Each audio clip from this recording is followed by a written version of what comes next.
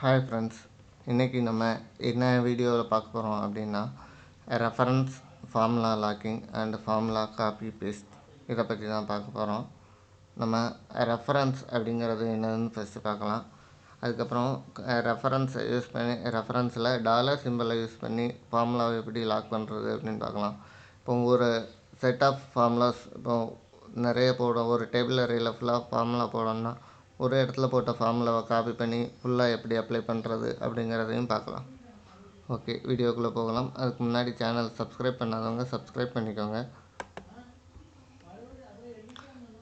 Reference, அதாவது reference பார்க்கறதுக்கு முன்னாடி செல்னா என்னென்ன அப்படின்னு பார்க்கலாம். செல் அப்படிங்கிறது என்னதுன்னா ஒரு காம்பினேஷன் ஆஃப் ரோ அண்ட் காலம். இப்போது காலம் அப்படிங்கிறது என்னென்னா மேலேருந்து கீழே இருக்கிறத டினோட் பண்ணுறது தான் காலம். காலம் ஃபுல்லாக நம்ம கேரக்டர்ஸால் டினோட் பண்ணியிருப்பாங்க. அடுத்து ரோ அப்படிங்கிறது ஃபுல்லாக நம்ம நம்பரால் டினோட் பண்ணியிருப்பாங்க. நம்ம காலம் அண்டு ரோ காம்பினேஷன் தான் நமக்கு செல் அப்படின்னு சொல்கிறோம். இப்போது ஒரு செட் ஆஃப் செல்ஸ் செலக்ட் பண்ணால் இது டேபிள் அரே அப்படின்னு சொல்லலாம். இப்போது ஒரு டேபிள் அப்படின்னா set of columns into set of rows. இது நம்ம எங்கே டினோட் ஆகும்னா நேம் பாக்ஸ் அப்படின்னு டினோட் ஆகும். நேம் பாக்ஸ் அப்படிங்கிறது என்னென்னா இதாக இருக்குல்ல, இந்த ரிப்பனுக்கு கீழே இருக்கிறது தான் நேம் பாக்ஸ். இப்போது ஃபார் எக்ஸாம்பிள் இப்போது இந்த இடத்துல நம்ம கிளிக் பண்ணோன்னா இதில் F12ன்னு காட்டும். Fங்கிறது காலம் இண்டெக்ஸ், 12ங்கிறது ரோ இண்டெக்ஸ். இப்போ நெக்ஸ்ட்டு மாற்றணும்னா நமக்கு எங்கெங்கே சேஞ்ச் பண்ணுறோம்னா அதுக்குள்ளே காலம் இண்டெக்ஸும் ரோ இண்டெக்ஸும் காட்டும். இப்போ அந்த காலத்தில் ஹைலைட் ஆகும், அந்த ரோலையும் ஹைலைட் ஆகிருக்கும். இதுதான் நம்ம செல்லை டினோட் பண்ணுறது. நம்ம இதில் டெஃபினேஷன்ஸ் என்னன்னு கொடுத்துருக்குறேன். அடுத்து ரெஃபரன்ஸ் அப்படிங்கிறதும் நம்ம இதை தான் சொல்கிறோம். இப்போது ரெஃபரன்ஸில் 3 டைப் இருக்குது. ஒன்று absolute reference, relative reference, mixed reference. அதாவது இப்போது ரெஃபரன்ஸ்க்கு முன்னாடி உங்களுக்கு எல்லாம் காப்பி பேஸ்ட் எப்படின்னு தெரியும். இப்போது ஒரு செல்லை சும்மா காப்பி பண்ணணுன்னா காப்பி பண்ண முடியாது. இப்போ ஒரு நேமை டைப் பண்ணுறேன், நேம் அப்படின்னு டைப் பண்ணியிருக்கேன். இந்த நேமை இங்கேருந்து காப்பி பண்ணி இன்னொரு இடத்துல பேஸ்ட் பண்ணுறேன். பேஸ்ட் பண்ணும்போது என்ன ஆகும், அதே நேம்ங்கிறது இங்கே வரும். இவ்வளோ தான் தெரிஞ்சது. இதில் இன்னொரு இது என்ன இருக்கும்னா, இப்போ இங்கே இருக்கிறத காப்பி பண்ணும்போது நமக்கு அங்கேருந்து டைரெக்டாக பேஸ்ட் ஆகும். இது கேரக்டர்ஸ் காப்பி பண்ணுறது டைரெக்டாக பேஸ்ட் ஆகும். இதே மாதிரி ஒரு ஃபார்முலாவை காப்பி பேஸ்ட் பண்ணுறேன்னு வச்சுக்கோங்களேன். அதாவது ஃபார்முலாவை காப்பி பேஸ்ட் பண்ணுறோம், அல்லது இப்போ இந்த இடத்துல நம்ம நேம்னே டைப் பண்ணியிருக்கோம். இப்போ ஈக்குவல் டு அப்படின்னு போட்டு இதை போடும்போதும் நமக்கு அதே வேல்யூ வரும். இது ஃபார்முலா போடுறதுன்னு சொல்லுவோம். இப்போ இந்த ஃபார்முலாவை போடும்போது நமக்கு இந்த இடத்துல ஃபார்முலா பாக்ஸில் நேம் பாக்ஸில் இந்த செல்லோட ரெஃபரன்ஸ் காட்டும். ஃபார்முலா பாரில் பார்த்திங்கன்னா இந்த செல்லோட ரெஃபரன்ஸ் தான் காட்டும். இது F12. ஓகே, இப்போ நம்ம பேஸ்ட் பண்ணி இருக்கிறது I12 பேஸ்ட் பண்ணாலும் ஃபார்முலா பாரில் F12 ஈக்குவல் டு F12ன்னு காட்டும். ஓகே, இப்போ இதில் இது ரெஃபரன்ஸ் அப்படின்னு வச்சுக்கிறோம். இதுதான் ரெஃபரன்ஸ், இது ரெஃபரன்ஸ். அப்புறம் இதில் ரிலேட்டிவ் ரெஃபரன்ஸ், அப்சல்யூட் ரெஃபரன்ஸுங்க எப்படி சொல்கிறோன்னு பார்ப்போம். இதை காப்பி பண்ணி நான் கீழே பேஸ்ட் பண்ணுறேன். கீழே பேஸ்ட் பண்ணும்போது என்னாகும், இப்போது இது F12 இருக்குது, நம்ம I12 பேஸ்ட் பண்ணியிருக்க ஈக்குவல் டுன்னு ஃபார்முலா போட்டிருக்கோம். இப்போ I12 மேலே F12ன்னு காட்டுதுதான். இதை காப்பி பண்ணி கீழே போட்டால் I13, அதாவது F13 அப்படின்னு காட்டும். இதை காப்பி பண்ணி ரைட் சைடில் போட்டோன்னா F12 G12ஆக மாறும். அப்போது காலமில் மாற்றும்போது அடுத்த செல்லுக்கு மாறுது, ரோ மாறும்போது கீழே உள்ள செல்லுக்கு மாறுது. இது ரிலேட்டிவ் ரெஃபரன்ஸ். காப்பி பண்ணி நம்ம நெக்ஸ்ட்டில் போடும்போது காலம் வைஸாக போகும்போது காலம் வைஸ் சேஞ்ச் ஆகும், ரோ வைஸை போடும்போது ரோ ரெஃபரன்ஸ் சேஞ்ச் ஆகும். இது ரிலேட்டிவ் ரெஃபரன்ஸ். அப்சல்யூட் ரெஃபரன்ஸ் அப்படிங்கிறது எப்படின்னா, அதுக்கு முன்னாடி டாலர் சிம்பலை பற்றி நம்ம பார்த்துருவோம். டாலர் சிம்பல் எங்கே இருக்கும், நமக்கு மேலே 4வது பட்டன் இருக்குது, ஷிஃப்ட்டு +4வது பட்டன் ப்ரெஸ் பண்ணால் நமக்கு டாலர் சிம்பல் விடும். இப்போ இந்த டாலர் சிம்பிளை யூஸ் பண்ணி நம்ம ரிலேட்டிவ் ரெஃபரன்ஸாக அப்சல்யூட் ரெஃபரன்ஸாக எப்படி மாற்றுறோம் அப்படின்னு பார்க்க போகிறோம். இப்போ இதெல்லாம் காப்பி பண்ணி பேஸ்ட் பண்ணும்போது மாறுது. அதே இதை நான் இந்த இடத்துல போடுறேன். ஈக்குவல் டு இந்த F12ன்னு வச்சுக்கோம். இதை வந்து நான் என்ன பண்ணுறேன்னா இதில் டபுள் கிளிக் பண்ணிவிட்டு இதில் எஃப்க்கு முன்னாடி ஒரு டாலர் போடுறேன், 12க்கு முன்னாடி ஒரு டாலர் போடுறேன். இது வந்து இப்போ ரிலேட்டிவ் ரெஃபரன்ஸ் வந்து அப்சல்யூட் ரெஃபரன்ஸாக மாறிடுச்சு. இதை காப்பி பண்ணி கீழே பேஸ்ட் பண்ணாலும் F12 மாறாது, ரைட்டில் பேஸ்ட் பண்ணாலும் F12 மாறாது. இதுதான் difference between absolute reference and relative reference. இதை நம்ம யூஸ் பண்ணி ஒரு ஃபார்முலாவை ஒரு டேபிள் அரேயில் எங்கே வேணாலும் நம்ம காப்பி பண்ணி பேஸ்ட் பண்ணாலும் அதுக்கு தகுந்தாப்பில் நம்ம ஃபார்முலா அப்ளை ஆகிற மாதிரி நம்ம பண்ணிக்கலாம். இது வந்து உங்களுக்கு எல்லா இடத்துக்கும் ஃபார்முலா போடணுங்கிற அவசியம் இல்லை. அதுக்கு ஈஸியஸ்ட் மெத்தட். ஓகே, இது ஓகே. இப்போ அப்சல்யூட் பார்த்தாச்சு, ரிலேட்டிவ் பார்த்தாச்சு. மிக்சடு ரெஃபரன்ஸ் இஸ் நத்திங் தேன் நம்ம மிக்சடு ரெஃபரன்ஸ்னால் ஒன்று இந்த டாலர் சிம்பிள் எல்லாம் நம்பருக்கு மட்டும் போடலாம், அல்லது லெட்டருக்கு மட்டும் போடலாம், அல்லது ரெண்டுக்கும் போடலாம், இல்லை ரெண்டும் இல்லாமலும் இருக்கலாம். இதுதான் மிக்சடு ரெஃபரன்ஸ். மிக்சட்னா ரெண்டும் அப்சல்யூட் ப்ளஸ் ரிலேட்டிவ் ரெண்டும் மிக்சிங் ஆகிறது மிக்சடு ரெஃபரன்ஸ் அப்படின்னு சொல்கிறோம். இப்போ எக்ஸாம்பிள்ஸ் நம்ம பார்த்துக்கலாம். இப்போது இதில் நான் டாலர் மட்டும் எடுத்துட்டேன்னு வச்சுக்கோங்களேன். F12 இருக்குது. இதை காப்பி பண்ணி கீழே போட்டால் அதே F12 தான் வரும். அதே ரைட் சைடில் போட்டால் G12 ஆகிடும். 12 வந்து மாறாது. எப்போவுமே 12 வந்து 12க்கு ஃபார்முலா டாலர் சிம்பிள் போட்டு லாக் பண்ணியிருக்கிறதுனால எங்கே போட்டாலும் 12 மாறாது.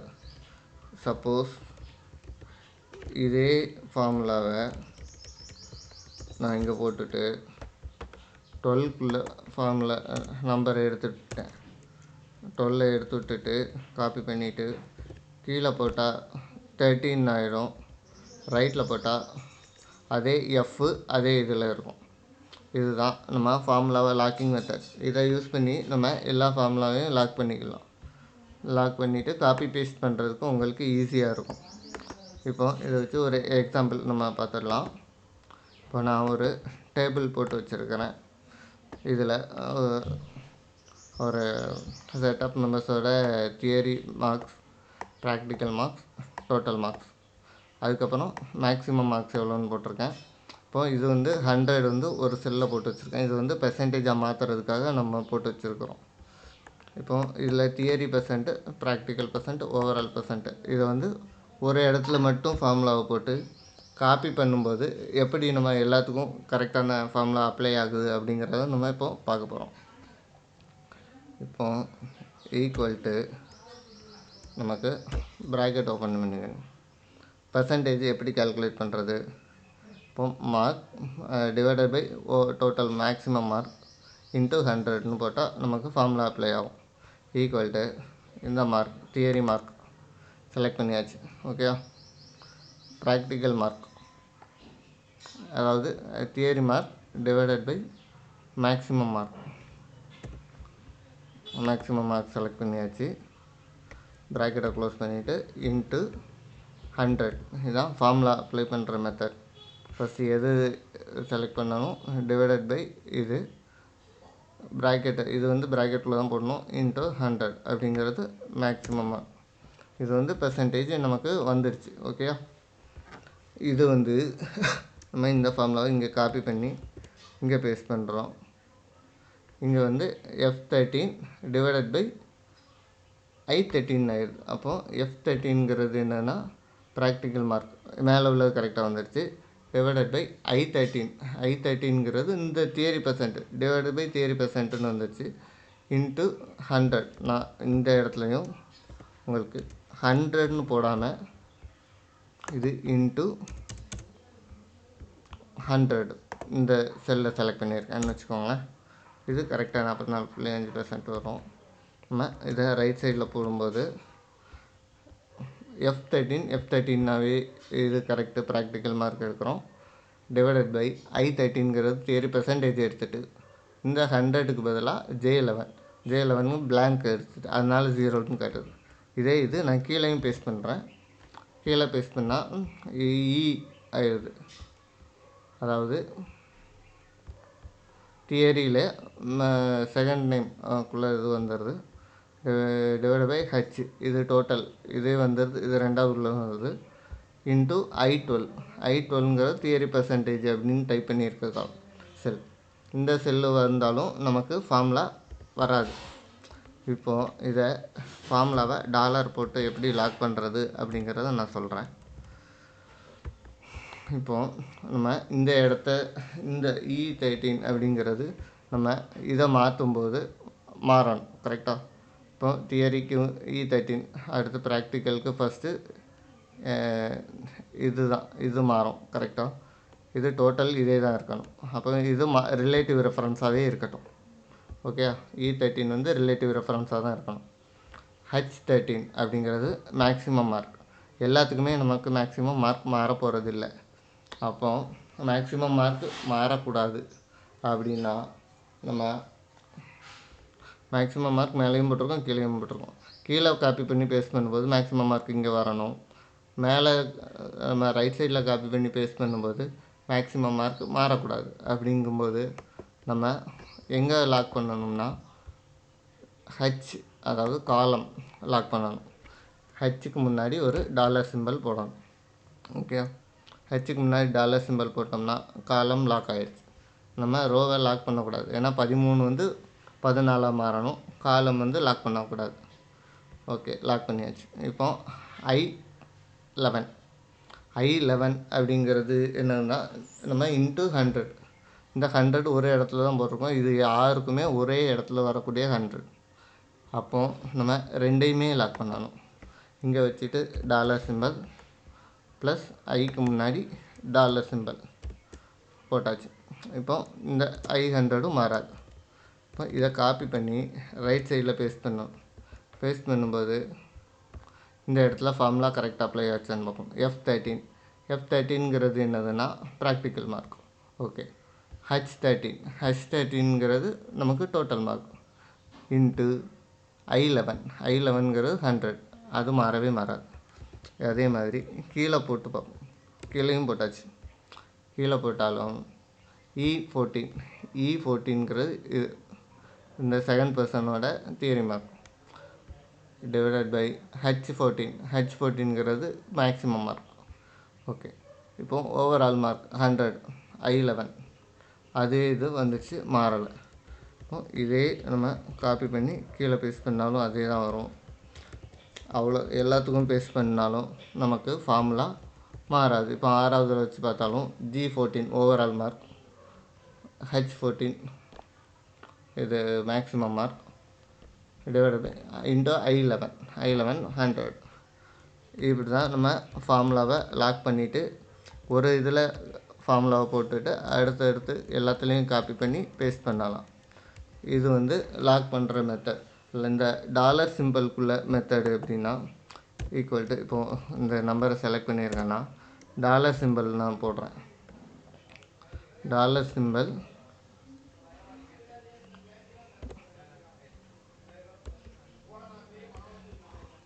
F2 ப்ரெஸ் பண்ணால் நமக்கு டைப் பண்ணுறதுக்கு செலக்ட் ஆகிடும். அல்லது டபுள் கிளிக் பண்ணலாம் அல்லது F2 ப்ரெஸ் பண்ணலாம். இந்த ரெண்டில் ஏதோ ஒன்று பண்ணலாம். இப்போது F4 ஒரு தடவை ப்ரெஸ் பண்ணால் நம்பர் காலமுக்கும் நம்ம டாலர் சிம்பிள் வந்துடும், ரோவுக்கும் டாலர் சிம்பிள் வந்துடும். அதாவது ரெண்டும் லாக் ஆகிடும். அடுத்தால F4 ப்ரெஸ் பண்ணால் நமக்கு ரோ மட்டும் லாக் ஆகும். அடுத்தால F4 ப்ரெஸ் பண்ணால் காலம் மட்டும் லாக் ஆகும். அதுக்கப்புறம் எதுவுமே லாக் ஆகாமல் ரிலேட்டிவ் ரெஃபரன்ஸாகவே இருக்கும். இதுதான் நம்ம F4 ஷார்ட்கட்டை ப்ரெஸ் பண்ணி நம்ம லாக் பண்ணுற மெத்தட். F4 4 தடவை ப்ரெஸ் பண்ணலாம். ஃபஸ்ட் டைம் வந்து ரெண்டுமே லாக் ஆகும், அப்புறம் காலம் மட்டும் லாக் ஆகும், அப்புறம் ரோ மட்டும் லாக் ஆகும், அதுக்கப்புறம் எல்லாமே லாக் ஆகாமல் போயிடும். இது வந்து ஷார்ட்கட்.